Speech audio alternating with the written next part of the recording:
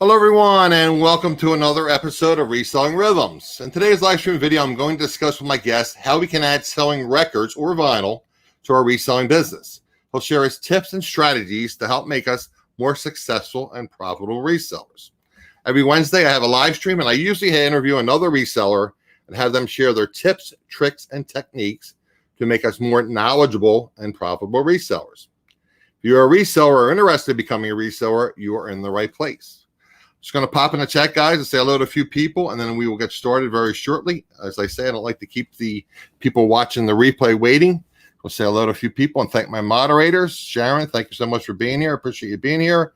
Randy, thank you, sir. I know you're going through some issues here. I appreciate you being here. Sharon, we thank Sharon. Michelle, thank you as well, Sharon, for being here. So, again, I'm sure the chat will be filling in shortly. The notification did go out. So, like I said, I don't like to keep people waiting. So let me bring on my guest, Chris the Goose in the house. Hey, Chris, good to see you, buddy. So let me bring on my guest, and I'll have him introduce himself. Hello, sir. What do you say, Adam? How are you? Great to see you, my friend. All right, everybody, I'm Tom Cruz. Whooz Tom Cruz on YouTube. Been doing YouTube for about a year and a half since, the shutdown, COVID, all that mess. So, man, I am a YouTube reseller. I love selling media. I love selling vinyl and everything in between. I partner with Westside Gary every Saturday night, 5 p.m. Pacific, 8 Eastern. So some of you may have seen us doing our thing on his channel. Soon, we're planning on maybe alternating to my channel as well. But, that's what I'm doing, man. I'm doing reseller stuff on YouTube. And glad to have everybody pop in when they can. And welcome today for today's discussion about vinyl records, sourcing and reselling. Yes, sir. And we are fortunate to have Westside Gary in the chat. Boom! Pow!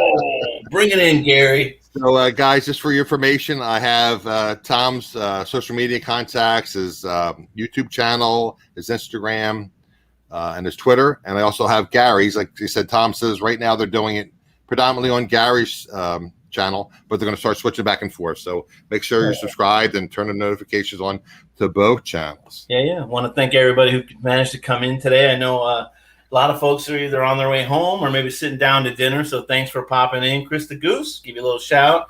The moderators, thank you. Gary, of course. And all right. And Boatman, I guess that's a friend of yours. He's got Whooz Tom Cruz and big caps. Thank you, buddy. Thanks for coming in, Boatman. Great supporter as well. Okay, so I'm just going to tell you a little bit about your reselling background. I know you said at one point you did sell on eBay. Yeah. Currently, you guys are just doing your auctions. Why don't you get a little bit about your reselling background, how you got involved in reselling, and tell us a little bit about a little bit about you personally, where you're from, and how'd you end up in reselling and why you're selling vinyl. Cool. All right. So I reside in the San Francisco Bay Area, more specifically a little Italian fishing town called Martinez, California. I've been here in this area now probably about 30 years plus. Married, no kids. My lovely wife, his name is Kathy, and most of my family's up north. My wife's family's down south, but been selling records and media for years, probably a better part of 25 to 30 years at least. I've sourced records for years. I was in the music entertainment world where I was a DJ reporter. I was getting a lot of stuff promotional wise. We'll get into all that in a little bit. But in California, San Francisco Bay Area, love sourcing. I love getting, things going out here. And like I said, the only platform I'm selling on right now is YouTube and the auctions, and I'm not doing anything anywhere else. Probably since about 3 or 4 years ago now, running about 3 or 4 years. I think I'm trying to remember now because I was on eBay. I think my last eBay sale was like 2010, which is quite some time ago. And then beyond that, there's a site called Discogs that I was selling on up until about 3 years ago. Discogs. So just Sunshine, California, Bay Area, and all that good stuff. Gary's in San Diego, lucky chap. Yeah, right. San Diego is beautiful. I know San Francisco is beautiful, but the weather's quite different between San Francisco and San Diego. That I do know. Yeah, so currently I'm sitting in my office at my warehouse. My warehouse is only 1.5 miles from my home, and that's nice, right? Imagine the commute, and you're home. So, you know, I mean, it's all by design. I've been very blessed, very lucky. It's a work in progress. It's a 1,500 square foot warehouse, and this office is just a small chunk of it. Outside of this warehouse are huge pallet racks, forklift, pallets full of boxes of records and other media. And the second story, it goes on and on and on. If any of you have ever been on my channel, you've seen the progression of my warehouse and the growth that it takes, you know, to get where I want it to be. So it's not there yet, but it'll get there one day. Now, at one point, you told me you're a tradesman, and then you got involved somehow in the radio. Why don't you just touch on that slightly a little bit? So growing up, of course, I always loved music. My mom was one of those type of parents that had music in the house, had an old console stereo with 4 sides and music. You know, I would sneak and play the records, and she you know, mom didn't want you scratching the records. She didn't want to do any. No, don't play around on my stuff. So I had that in my blood. You know, I know that music is you know, transcends, and it's wonderful, and it's just amazing, and I don't really care what kind of music. It just really, really soothes the soul. But you know, fast forward to young adult, you know, hanging out, partying, or going to the clubs, and I really started noticing how I was just holding in high regard certain DJs that were very impressive and that knew how to make a dance floor, you know, just rave and go wild. And this is like in the 80s. So I'm a little older. I'm 57. So my heyday was in the 80s, late 80s and 90s. And then I same era, basically. Got married and all that. And it's okay. But you know, you grow up after a while. You can still go back to that and visit it once in a while if you need to. But now what I'm doing with selling the media, I get to celebrate those memories by selling and revisiting the record, seeing them again, and it kind of brings back good memories. But yeah, I was DJing. I would go to clubs, see DJs I liked. I wanted to emulate their style and then become a DJ myself. I had a group of friends that were egging me on. I had an okay job in the trades back then. I could afford the equipment I needed. And then I would do these house parties, and then it became recreation centers or bigger venues. Where you had that kind of that side hustle. And it just started growing and growing into weddings and bigger things. And then when I got tired of driving all over the place, I said, you know what, I kind of basically pulled it in a little bit and was taking gigs more selectively, because I used to go out every weekend, twice a weekend probably, you know, and humping back in the day, called humping the crates, you know, carrying these heavy back in the day, right, with the vinyl boxes and speakers and all. It's digital now, but back in the day it was vinyl, right. And so anyway, so I had an opportunity to do some promotional work where I was a radio DJ, and I was given the opportunity to basically produce mixes for top 70 market radio in areas like Bakersfield and New Mexico, and where else? Southern California, KGGI, and Riverside with the infamous fantastic DJ Linwood.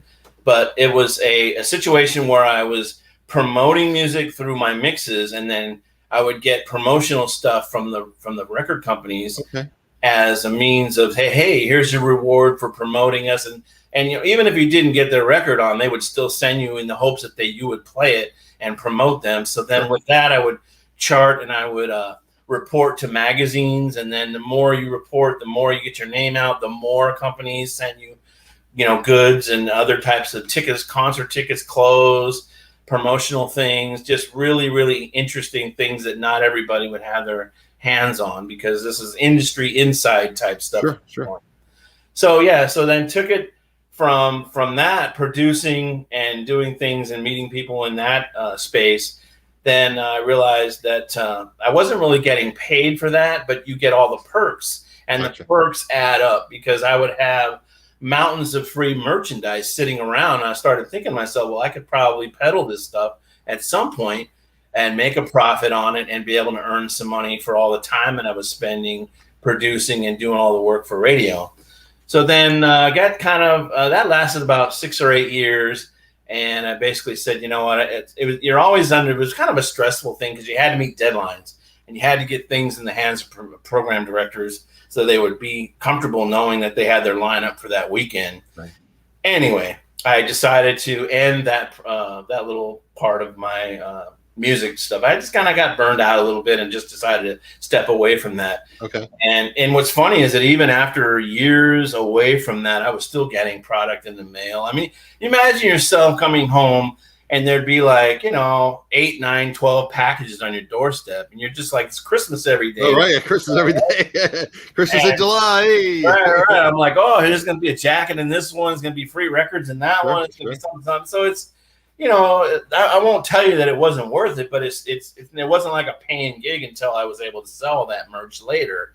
So I kept accumulating things, and I had a space problem where I had my garage filled, my spare bedroom filled, my basement. I had a storage unit, and one day I was adding up all the money I was spending, and my wife was like, "When am I going to get my garage back? I want a rake, a lawnmower, and a garbage can or something." And I had records wall to wall filling up this whole thing, and it was ridiculous. And like my family, my wife, even people that would come to visit, like, "What are you doing? You got records in the hallway, records in the other room."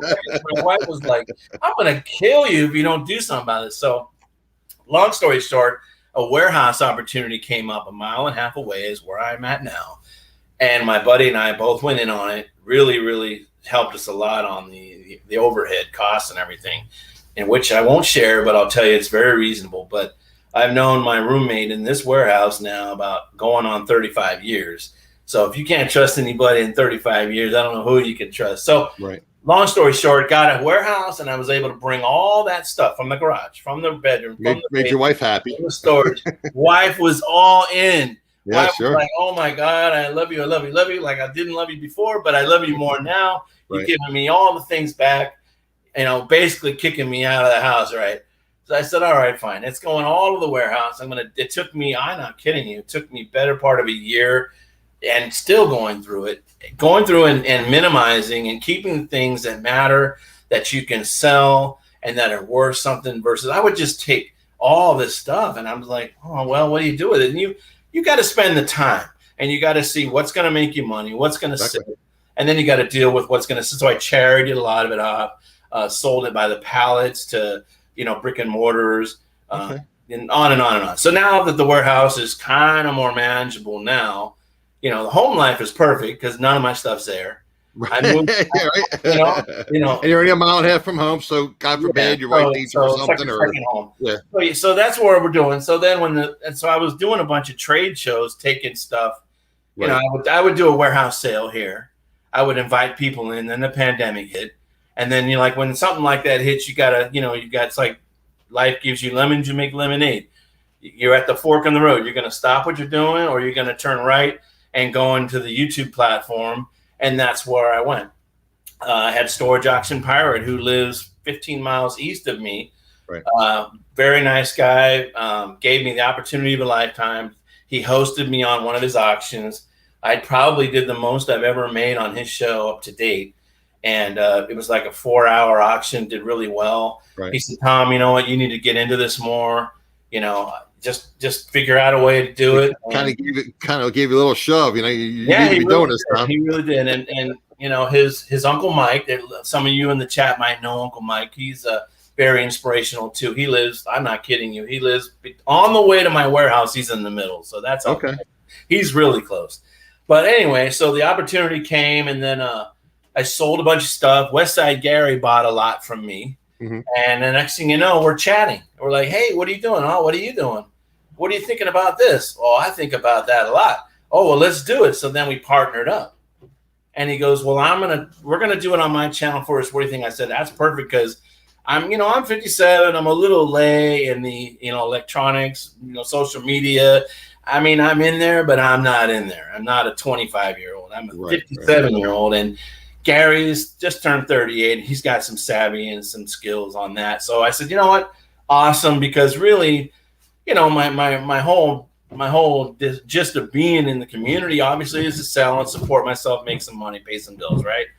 Gary's got a full-time job doing it, rocking it, great family. And he's like, let's do it every other week. And then we started doing that, and then started growing. And now that we're really rolling along, we're blessed to have the support of the community. We work really hard. In this game, you really have to try and find a way to separate yourself and keep, innovating and trying to change up things and try to keep yourself interesting, trying to keep yourself with the lots that you need and that people want. And if you can read minds, you'll kill it, but nobody can read minds. So, we don't know. Most of us can't read minds. Some people can. Right. You and I don't have that gift. The coin guy is going to be in there that night, so you're going to set up all your coins. No, it doesn't work. You don't know if the record lady is going to come in and buy. You just gotta, you gotta really diversify what you're going to offer the public, and that's like anything. It's really hard, but it works. We've been blessed, like I said, and it's been working out really well. So that's kind of the evolution of where I've been and where I think I'm going. I hopefully, like I said, that in the future that I can continue to develop my channel, build it out a little bit more. Right now, I'm sitting on like 591 subs. That's okay. I'm not in a hurry. I've never ever made that an issue. I need to commit with myself to learn how to edit. I need to learn and use Canva. I need to use and do certain things with certain tools to make my channel more interesting. I think I'm comfortable enough on camera where I can do the content part of it. And of course, you got to stay interesting, right? You got to, right. You watch the storage guys and they blow your mind. You're like, oh man, am I going to be able to do that every day? It's like, oh man, what do I do with this?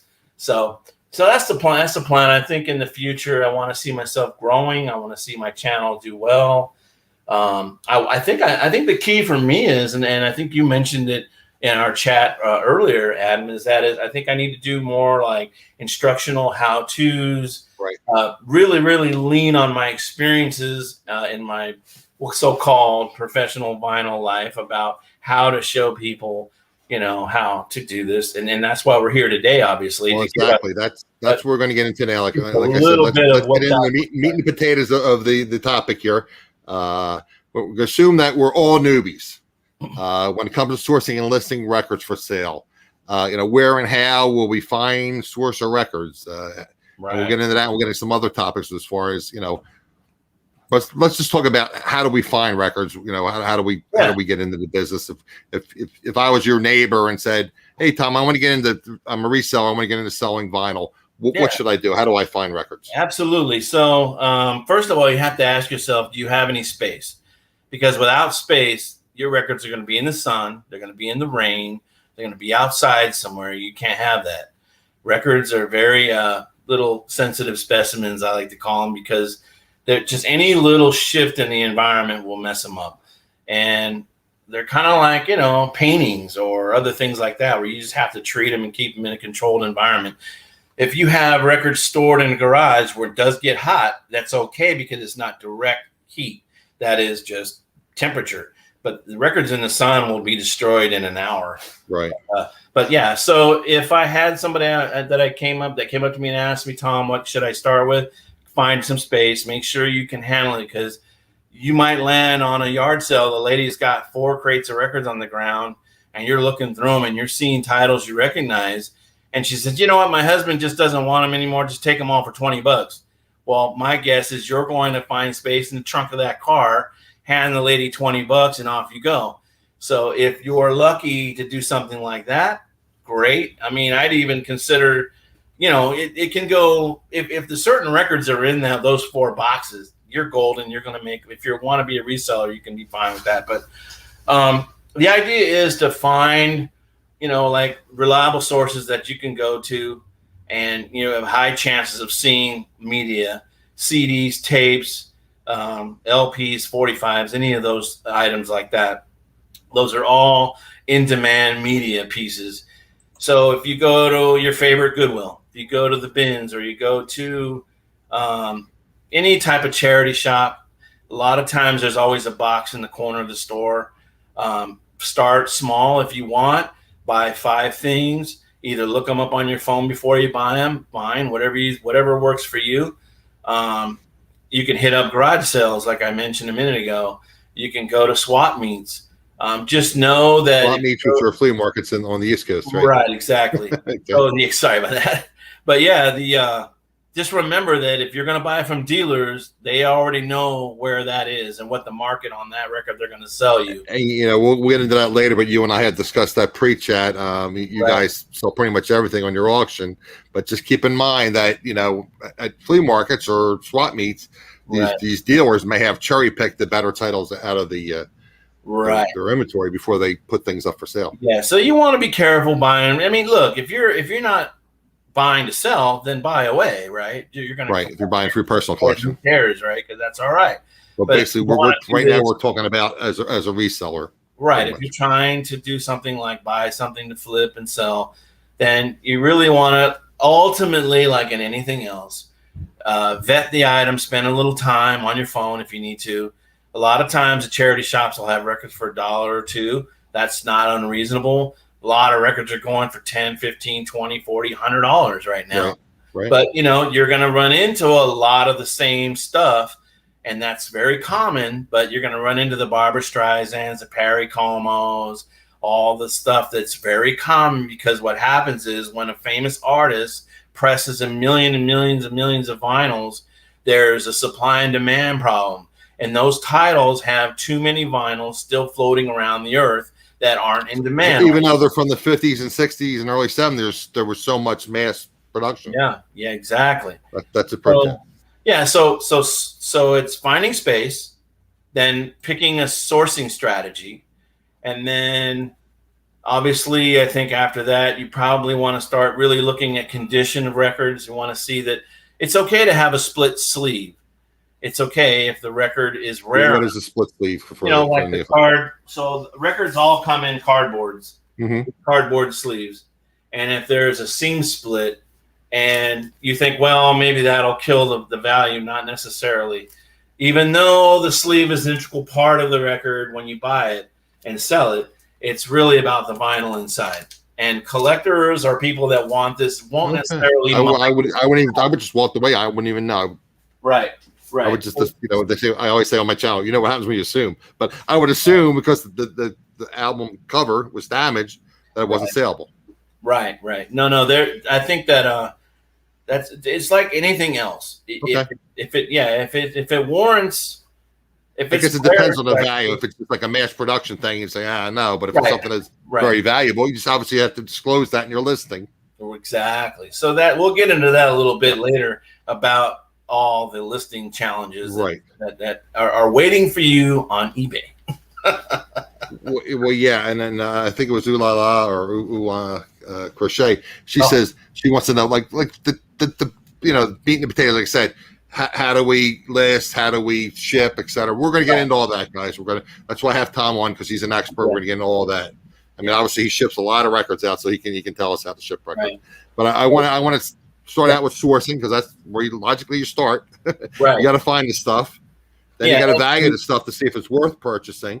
So from a newbie's perspective, I can't imagine that person's gonna. Maybe they will, but the other part of what I do is I have relationships that I've cultivated over the years with storage auction guys.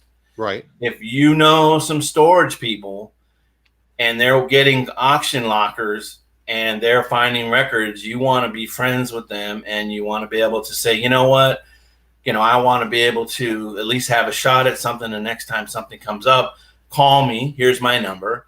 And I started developing and building a relationship with storage auction guys that you have to jump when they call you. And it might just be a box of just junk, but you have to build that rapport with them. And then, you got to at least be able to look at the thing and be able to determine in 15, 20 minutes what it's worth. Because the storage auction guys, most of them I know, want to get the business done and out, because they're on to the next one the next day or two. You cash them out. They got their money. They're going to go flip and buy some more stuff somewhere else.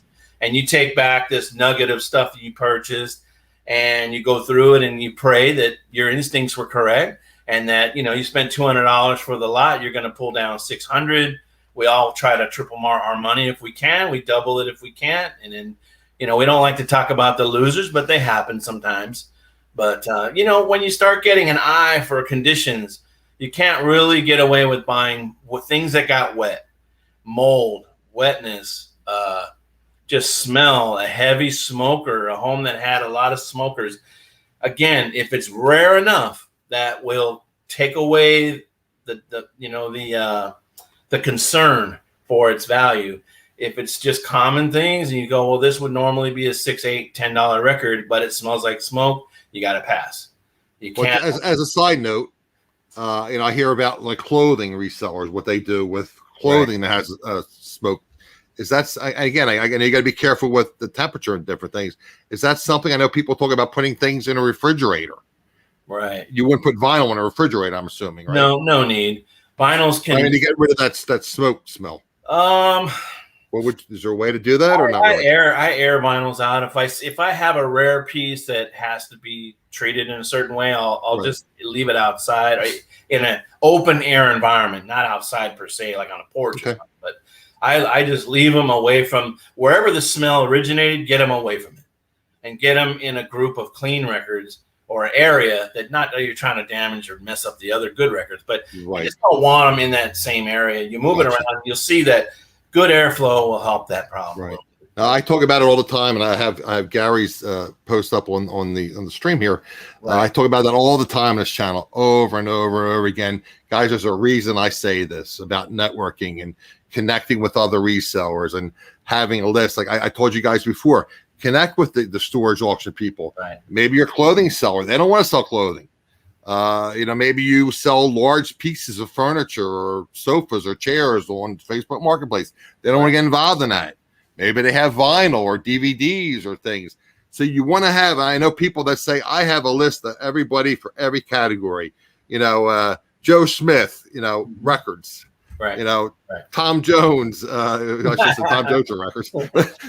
Tom Jones, women's clothing. I mean, you really got to do. You got to network, and like Gary says, it's not what you know, it's who you know. Make relationships. I mean, if you can develop relationships with the storage guys, you'll get over there and get them, so you don't have to go to the flea markets to go find them out there. Right. Your competitors are waiting for them out there. Meanwhile, you hit them before they got out there. Yeah, absolutely. You just gave yourself an advantage. But again, it takes a little strategy and good personable communication skills to keep those relationships open. Just want to touch on one last thing on sourcing. How about estate sales? I guess that's something you'll probably find some older vintage type of albums or records. I personally have a difficulty with estate sales. Okay. I can't get up early enough to go be the first guy in line. Gotcha. Because I'm going to tell you right now, the first guy in line knows about records. They always seem to know about records. well, Mike Flippin Goody said in the chat, he's my estate guy. He knows all about estate sales. Cali reseller. Bam. Let me give you one. But yeah, exactly. So mind you might be the third or fourth, guy in line, let's say, maybe the fifth or eighth, I don't know. But will that person's knowledge that's in front of you match what you might know? Because sometimes it's true. Some people pass over certain things and you go, bam. But I kind of every once in a while. I mean, it happens with clothing, it happens with everything. Maybe you pass on something it's like a diamond in a rough. It's like, wow, that's something really valuable. Well, how did somebody let this sit here? The thrift shop open at 9 o'clock in the morning. It's 3 o'clock in the afternoon. How did they miss that? Well, sometimes things come out of the back during the day, or people don't know. People just don't know. So the new person starting out really does have to be there sooner than later, because they're going to have the obvious stuff to peel, but probably skip something they're not sure about. And that's all right, because the guy behind them or two guys back will get it. But at least you got something. So I would say hit up the estate sales if you can. Most estate sales aren't really taking records and pricing them $15, $20, $30. The last few that I went to, if I'm wrong, I may be wrong, but most estate sales aren't taking the time to research every individual record. One, right? They usually say, oh, they're all $5 each. Well, now you got to do your part. You got to take some time and figure out which ones are worth it. Or you work your magic and you try to bundle. I mean, if you're Mike or somebody that has relationships, it's different. Or Sharon tells me she has relationships with, estate sale sellers. But I mean, go up there and say, I'm going to buy, if I buy a dozen albums, can you give them to me for, $3 a piece or $2 a piece? Right. That's always helpful. It's always if you don't ask, you don't get. Right. It's all saying, like when you list things on eBay or Mercari or wherever, if you don't ask a higher price, you're not going to get it. You can always, like go down, or in this case, go up on what you're willing to pay. Sure. But your experiences, estate sales are pretty much hit or miss. Yeah, typically. unless they've advertised media. Okay, If they're that they have advertising large. media, then you could probably do okay. But if you're just going in the hopes that they're going to have it, Gotcha. you got Okay, let's get into now. Like the guys are doing progressing through the system here. Again, we're going to get into all the different things we have to do as resellers as far as selling albums. Right. But how do we vet or determine the value of records when we're outsourcing? Okay, so this is where it really, really matters on your knowledge of records. If you're just starting out, you got to go with titles reissues are okay, and we'll talk more about what reissues are. Reissues that usually are the latest pressings of the item that has barcodes on. The early stuff a lot of times didn't. Anyway, stay familiar. Pick the best condition you can find and the best price. It's only when you learn and you have knowledge about groups, releases, early or late, and it starts getting really, really, we can really nerd out right here with this. Okay. That's when you can utilize that information to your advantage as far as how rare it can be and how much it can be worth. If you're just starting out and you see a box of $5 records and they're all in shrink wrap, there's your first giveaway, is that chances are there's going to be some good ones in there. Just pick the ones you're comfortable with and look them up if you want right there on site, and you'd be surprised. There's a lot that won't, but there's a lot that will. And it's really a gray area, because the more you learn about, that's the Beatles Abbey Road first release on Apple US. Okay, you'll know that. Bam. The cover has a grate in the street. That's the early release. The later one. Before we get too much into, I just want to bring something to you and I had pre-chat. What were you telling me? There's 100 and some different releases? 260 something releases of Abbey Road. Abbey Road. Guys, yeah. I mean, who would have thought that? I had no idea. But mind you, that again, I guess depending upon the release, that's different worldwide manufacturing. So Brazil pressed some, Japan, South America, Europe, Germany, all over the place. Sure. Because when you don't have a fulfillment of product to sell to the public, they set up manufacturing plants in certain areas to get that need filled. Gotcha. So that's why you had so many of them. But then you had generational things. That the 60s is when the record came out. The 70s they didn't reissue, and the 80s they did one, and then up until now. So then you got to count into that factor that. So that's why you get 260 something plus of that particular thing. Anyway, I got a little sidetracked, but I just wanted to bring it up because I have ADD. If I don't bring things up when I think about it, I might not bring them up. Right. So let's get a little bit into the little education here. Tell us about the various types of vinyl: limited releases, promotional, colored vinyl, bootlegs, etc.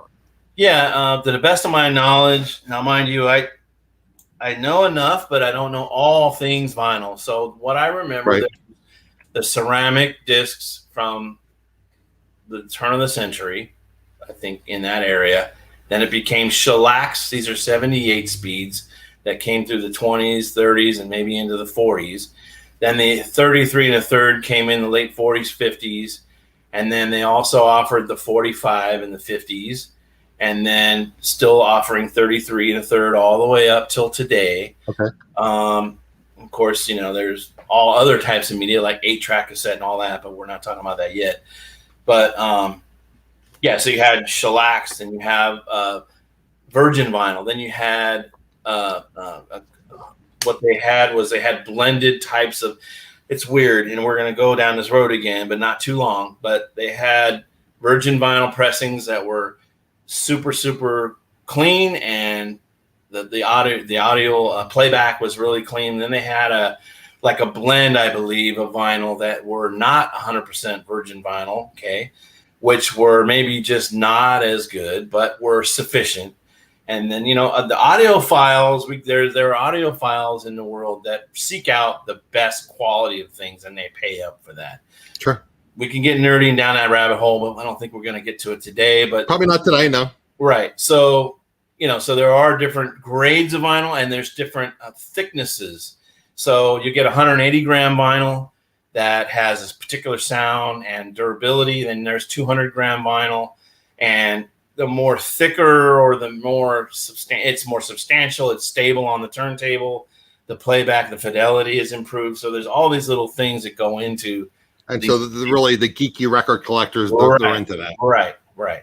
And so, if anybody out there is unaware of how a vinyl record is made, at least from the 50s and forward, there are two stainless steel mother plates, side A and side B, that are in reverse imaging, where that when they press up against vinyl, they leave an impression that where the needle rides in. Okay. One half here, one half there. A machine just basically is doing this constantly, but in a flat position, where the machine inserts softened plastic. The stainless steel mother plates come in, smash it, flatten it out, and then there's a machine that trims the edges and it kicks it up and pops it out. So, and those stainless steel mother plates only last probably a couple 100,000 pressings, and then they have to be changed. And when they're changed, the serial numbers on them also change. So this gets geeky even more, but if you had a first release of Abbey Road, you'll know you had the first release of Abbey Road on Apple US because you have the matrix that was assigned to the mother plates on the vinyl. And now if you had a later issue, the mother plates were changed and the numbers changed and the record reflects that. So you can go on Discogs.com if you want to geek out and see all the different releases. If you say you got an Abbey Road at home and you want to look it up online, further on that Abbey Road page will be that particular number, and if it matches yours, that's the one you have. You might have a February of 1970 instead of an August of 1969. It's this weird thing about how they pressed them and how the mother plates got worn, thus compromising the sound, kicked them off, brought in a new set of mother plates of the same mastering, but with different numbers, and they squish it together, make new records out of that, and then so forth and so on. So if you have, it's like books. If you have the first edition of a certain book, you got money, right? Same thing with records. Okay. And like we discussed before, there's limited releases as well, right? I guess when something first comes out. And it's not so hard to figure those things out because there's a lot less of them. When you're talking about Beatles Abbey Road, there's all the ones I described earlier, and it's a real, like when somebody hands me a bunch of Beatle records, I go like this, I'm going, all right, I'm going to probably spend an hour going through this, figuring out the values, because typically what happens is newer releases are less in value than the early releases. Just like anything, a re-release of something. People, collectors want to spend the money for the early because they can say, well, I got that when. They could tell a story if they want. Or I got. Well, how do we determine that? Is it somewhere on the label or on the album cover? Is it somewhere that tells us this information? That's the matrix. I got a little drawing for you. We've gone completely geek here. I've got this drawing. Okay. That is a record label right there. Okay. And in the rim up next to the paper are these numbers. Okay.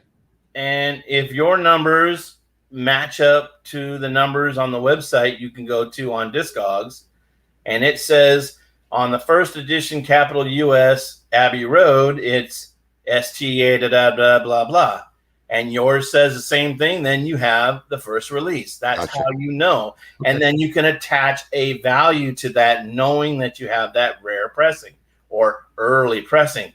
If it was a fifth pressing, it would correlate as well with a different number here on something, like 2-3 years later.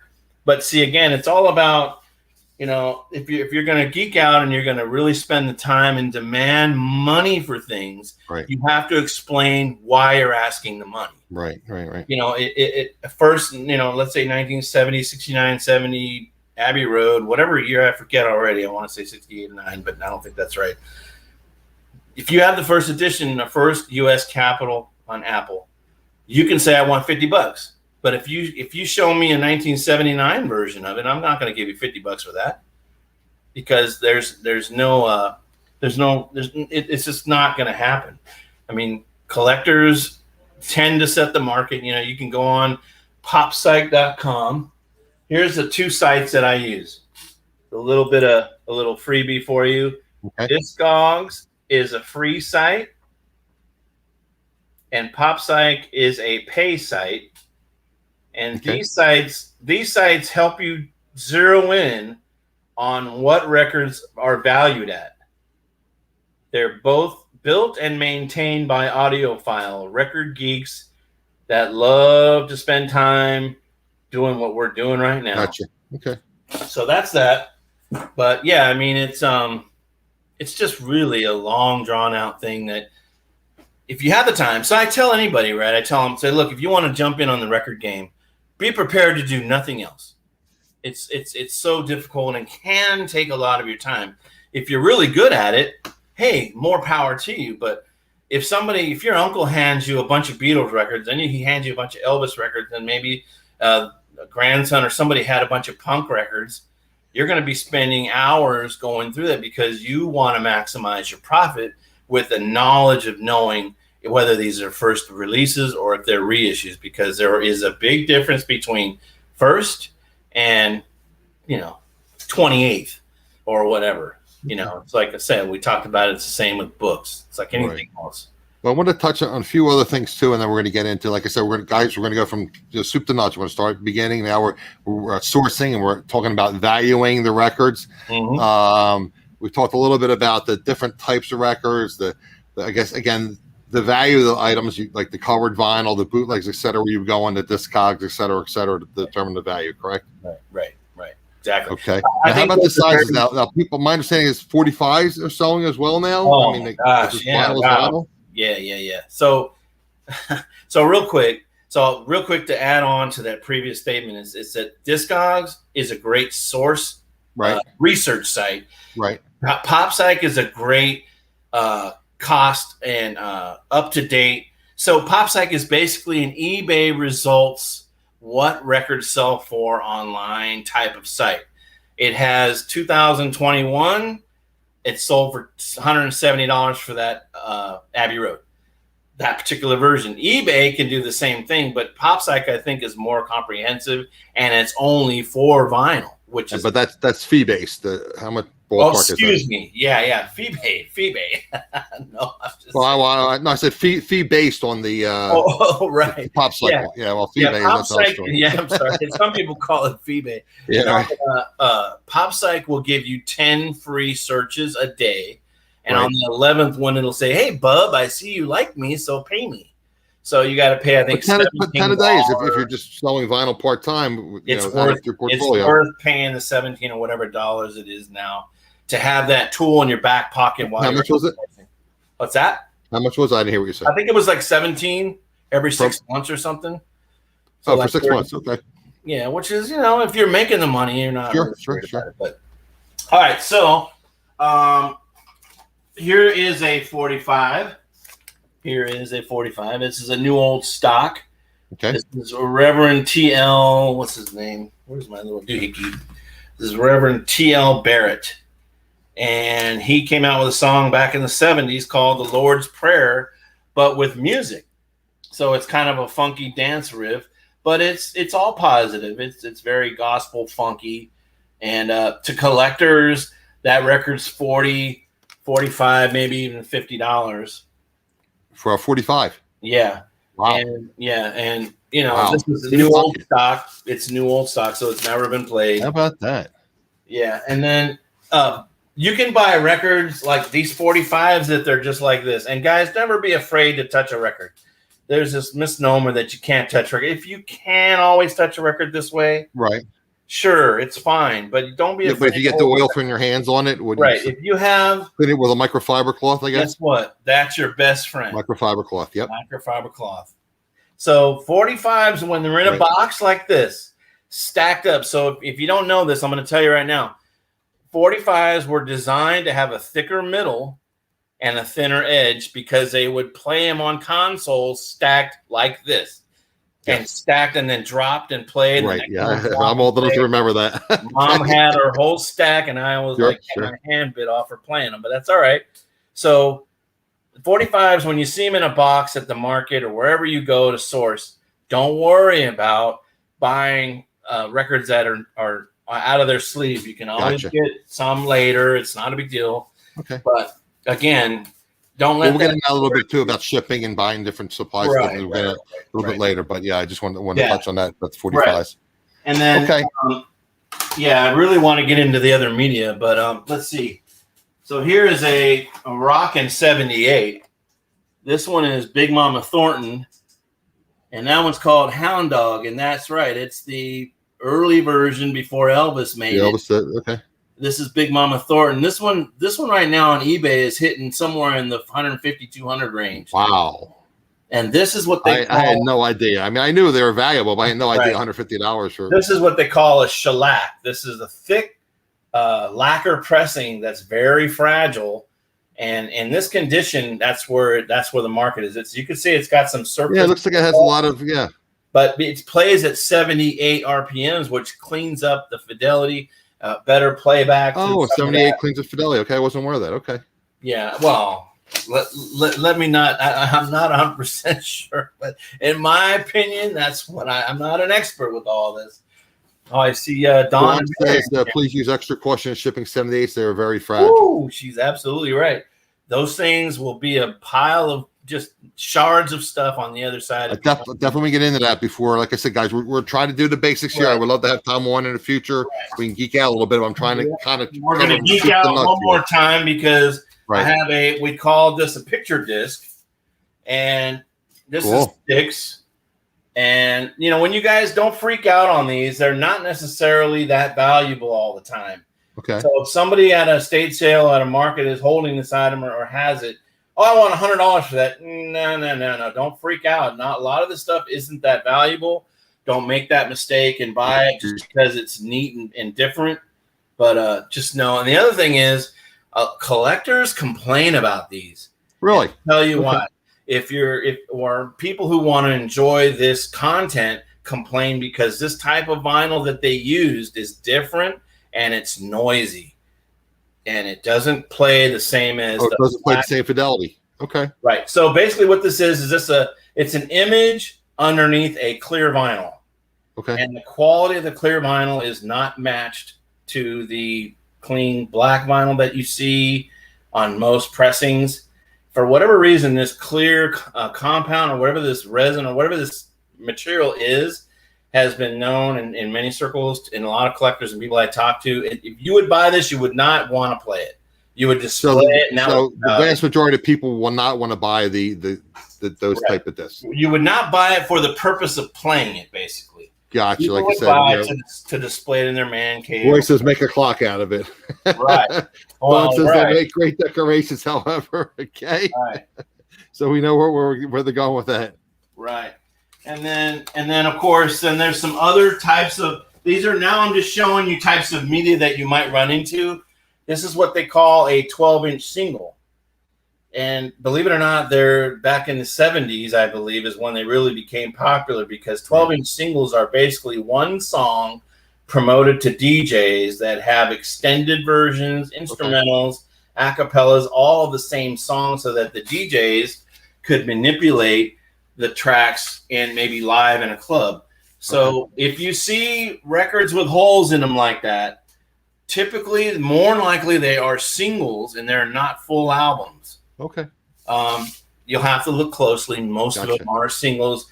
Don't get caught up in paying a lot of money for these unless you've already looked it up and you know there's money to be made.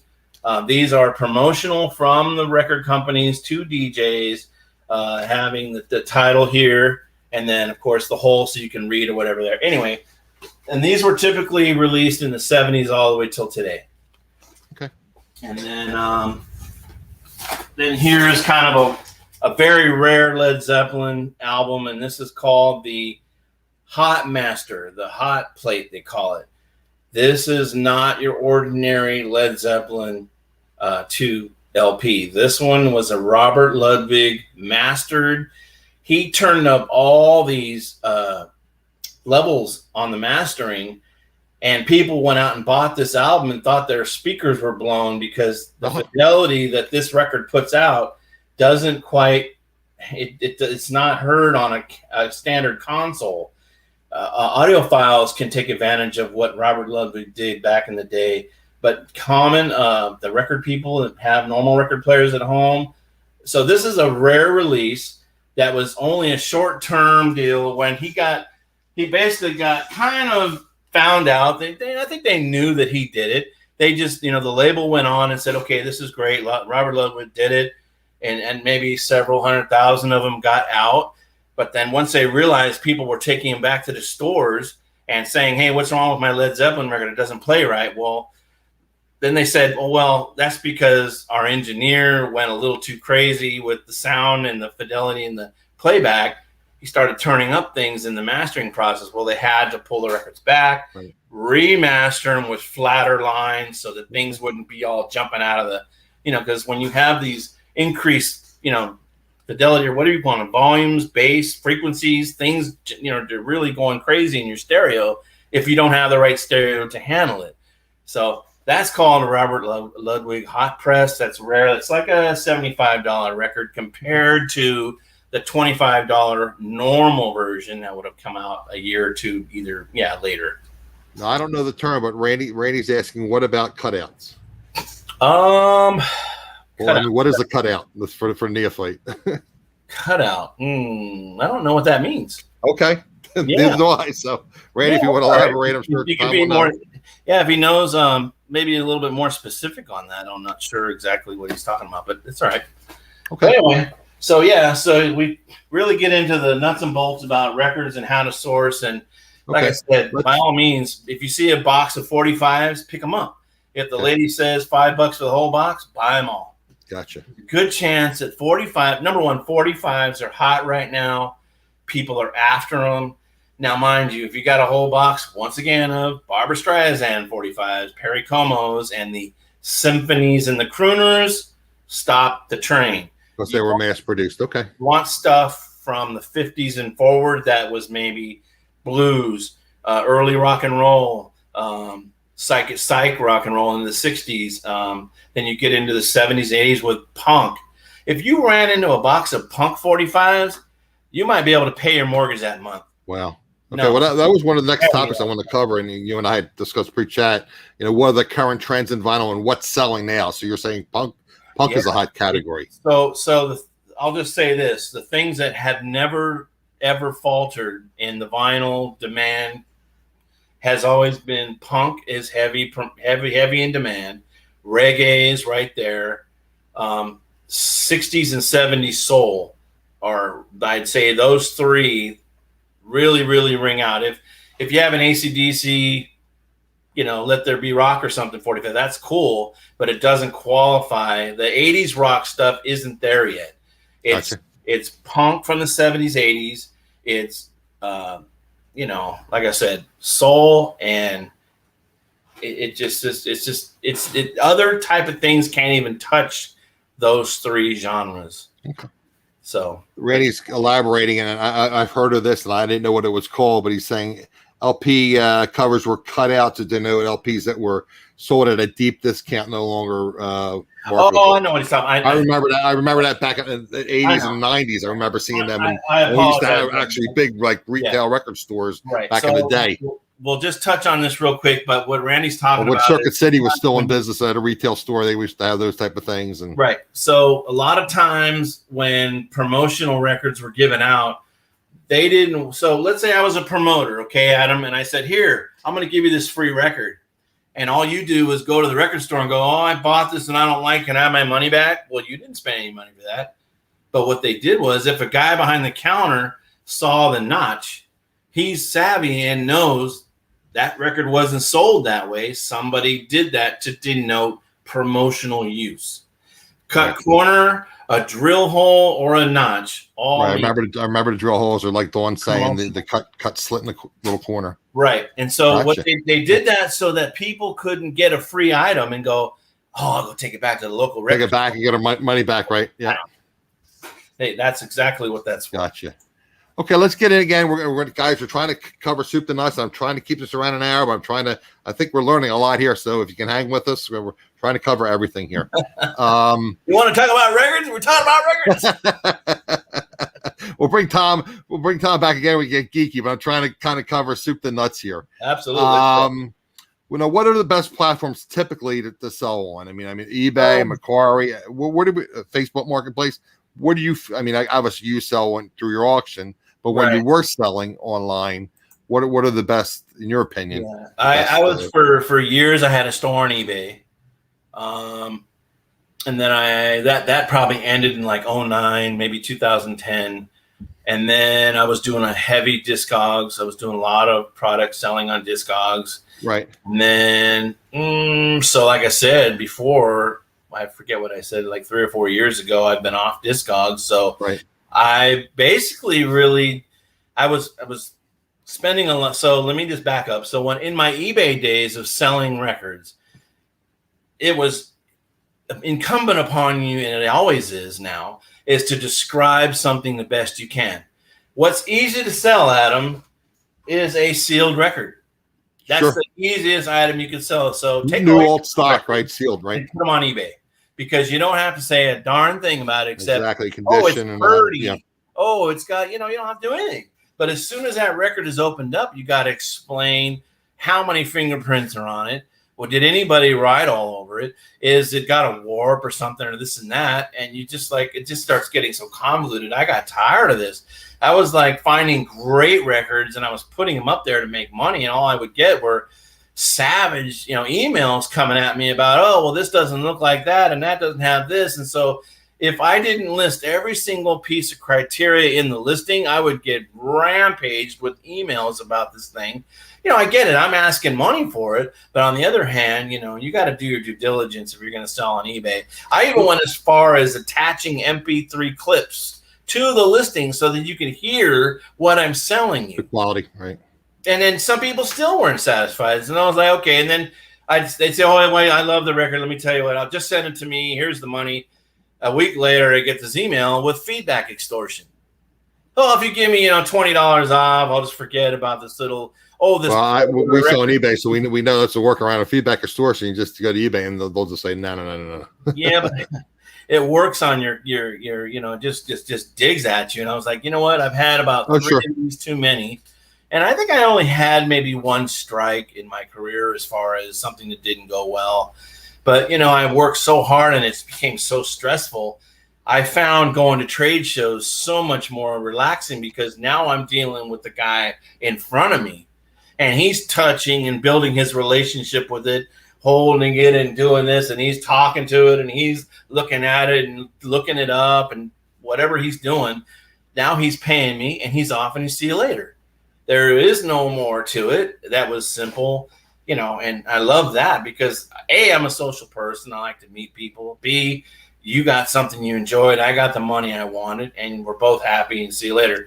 Internet and eBay, if you have really clean stuff, you can make it okay on eBay. Discogs, same thing. You just have to really know. So if it's questionable condition, is that something you have to sell on Facebook Marketplace and go in person and say, hey, look? No, I think you can sell rare questionable things as long as you stipulate everything you can about it. Right. And move on from there. Sure. Did you sell on the other platforms or when you were doing that? I only did eBay and I only did Discogs, and I don't do anything right now other than the YouTube boxes with Gary. Okay. And believe me, I've thought long and hard about some of the things that I've let go. And it's like, man, I could have made like $300 on that record, but that's not the point of it. The point is to stay consistent, bring a good commodity to the market, and let I think Gary and I get a lot of resellers in our room, and that's quite all right. But I'm hoping that the people that are out there buying are making money from what we're doing for them, and it's like they're doing for us. They're giving us content and getting us out in the YouTube community, and we're doing for them by allowing them to buy to make some money and support. Okay, so I guess basically again with anything, and we talk about eBay, we talk about issues, but right. You're not selling used records on Amazon, I'm assuming. When I discussed that earlier, I don't sell on Amazon. I don't think you can sell used records. I'm not 100% sure. I don't want to get bad information. Yeah, I don't think you can. Most of us do sell on eBay, and you haven't had any experience with Macquarie and some of the other websites. No. You said Discogs you have. No, yeah. I mean, Discogs has always been good, except that I had a lot of stuff that was sitting, probably because I was asking just a little more than most people. Okay. And I was like, well, do I want to just lower this down and just get rid of it? And I was like, no, I'll just pull it off and I'll I'll hit the trade shows. And that's when I made that decision, was to pull my inventory right from different areas, consolidate it, and then go to the trade show. Right. Well, you're selling at trade shows, and again, I guess if you take it to the flea markets or the swap meets, you're not going to get the value that typically you would get online. People are looking for a deal when they're going to the flea markets or the swap meets. Typically, the competitors that you run into while you're outsourcing come by your booth and they're like, "How much you want for that?" Yeah, they want to give you 50 cents. Yeah, they don't want to pay. It's all right. I understand it. So yeah. Okay, so now again we're talking about, so I guess basically we're talking eBay then as far as listing records. Once you get a little bit into like you're talking about the sleeves for the 45s, the sleeves for albums, get a little bit in the shipping and how you ship, and let's get into that portion of the so every record that you have or come across should have some kind of a sleeve, and it should have an inner sleeve like this one does. Here's the record. Right. And there's the inner sleeve. So this is basically a barrier that protects the record from this heavy cardboard. Again, when you source for records, you want to look obviously for the cleanest possible. Records are not a problem to clean. If there's dust, you're golden. If there's scuffs and scrapes, you're kind of not golden. You're gonna have to just determine what you're willing to live with, and all that. And then of course, a record album like this, this is iconic Led Zeppelin. When you sell it, it needs to have the correct sleeve. It needs to have an inner sleeve, which is inside here. So you can't purchase a replacement sleeve, and if you do, you have to disclose that, obviously. Right. So you can get white paper sleeves to replace the factory sleeve, but you have to disclose that. Now, before I forget to ask you, as far as condition and grading of records, for us, again, we're not going to discuss that in full here. We don't have the time. Right. Where would myself or my viewers find out about how we would determine how we grade records? What kind of website would we go to Goldmine.com. Can you repeat that again? One word, Goldmine. Goldmine.com. Yep. And they're very stringent, and a lot of sellers don't like them because a lot of guys that have records don't want to think their babies are lower than what Goldmine will tell you they are. But a sealed record is a sealed record. A record with scuffs might be VG. A record without scuffs, but maybe a little bit of wear, might be VG plus, maybe, depending. I mean, wear is a big word, so no wear. Fingerprints, it's all over the map. I mean, some people write on their records, and you go, wow, what am I supposed to do with a record that's got writing on it? Well, okay. If you disclose it, you're disclosing it, and that's it. If the person wants a record bad enough, they're willing to buy a placekeeper that's VG or VG plus until they find that VG very good or very good plus, I'm assuming. That's correct. And so what I mean, I guess what are they? I don't know. Fair, good. Right. So there's good. I guess if you said poor, I don't think it would probably wouldn't want to sell fair, right? Yeah. No, you don't. Yeah, you want to stay above the VG plus if you can. Above VG plus. Right. If you're in a VG area, that must be a rare record that is still in high demand, and you're going to disclose that. Okay. VG plus is very middle of the road, near mint minus, but they don't use those terms in Goldmine. Goldmine is, I think, VG, VG plus, and near mint, and then I think mint. Okay, so guys, go to Goldmine. You can learn more about grading records. And then how to clean records, very simple. We discussed it a little bit earlier. Right, we talked a little bit about microfiber cloth. Yeah, you can get a spray bottle, empty out a Windex bottle or something around the house, put some lukewarm water in it, 2 or 3 drops of Dawn dishwashing soap, maybe one works for everything. 3 drops of vinegar, and spray the towel. Don't spray the record. Right. Take the towel and work in a clockwise direction, and then reverse it out. Take the wet cloth, remove it, get a dry one, repeat. Take a dry one, go around it, and it's done. Replace it into the sleeve, and it's over. Right. And you'll see a lot of things are, some things that solution pulls off a lot of hand grease, oils from your hands and things like that. Frenchie's in the house. I'm going to do a little Johnny. Frenchie's in the house. Frenchie's rocking it. Frenchie, I haven't seen you in ages. Thanks for stopping by. Yeah, nice to see you. So okay, yeah, so let's so we're going through the listing process, the grading process. Let's get a little bit into shipping. Yeah. Why don't you tell us about how we ship? Maybe give us a little bit of information about. I mean, you're buying bulk. I'm sure you're buying pallets of shipping materials. But as a reseller, if I'm going to buy, you know, what should I? Where can I get supplies? What type of supplies should I buy?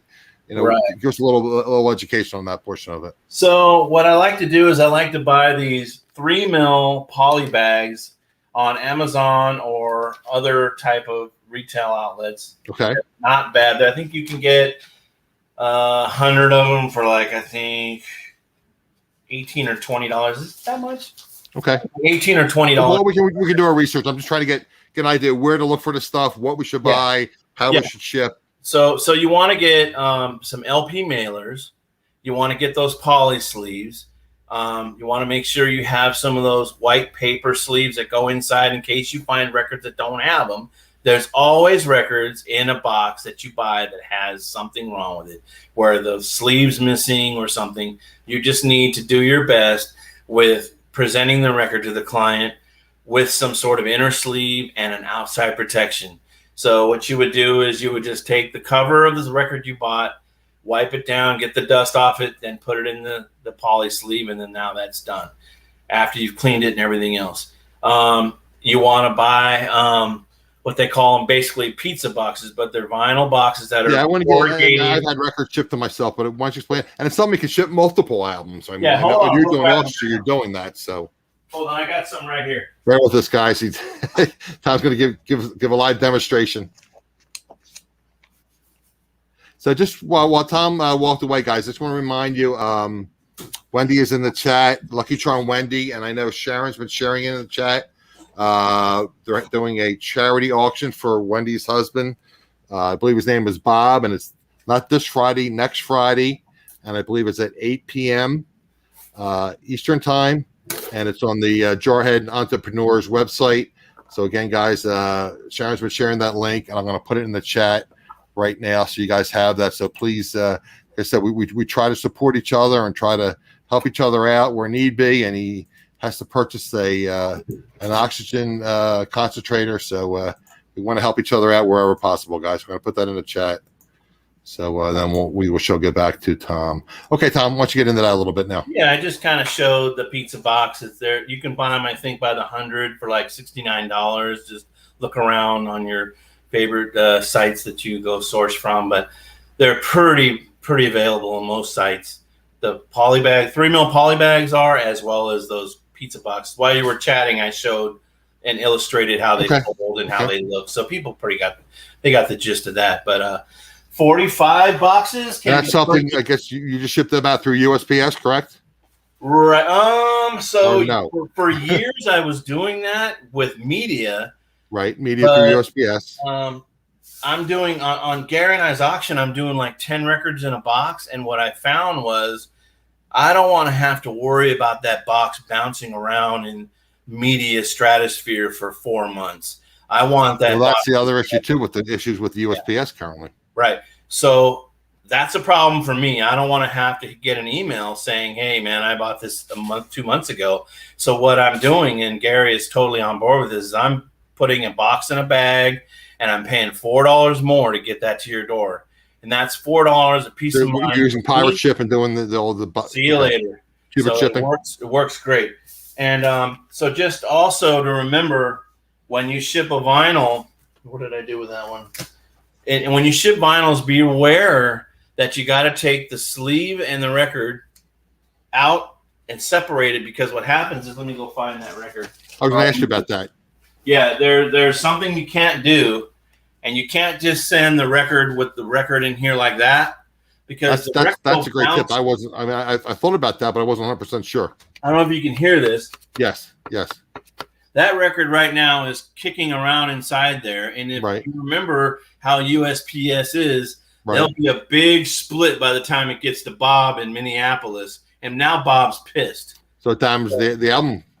So you take it out like this, and you put it right next to it, and there you go. Okay, and you don't put that do you put that any kind of plastic sleeve around that to protect it? Well, if you want the thing you showed earlier. That's an additional service if you want to really. And you said they're not real pricey. What do you say, like 10, 12 cents a piece? No, something like 7 or 8 cents. I think 7 or 8 cents a piece. Okay, right.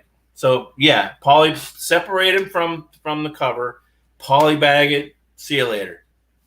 So if we're just shipping, like say 1 or 2 albums at a time, I guess again we always have to factor in the shipping speed of the USPS, but we would ship media mail through USPS.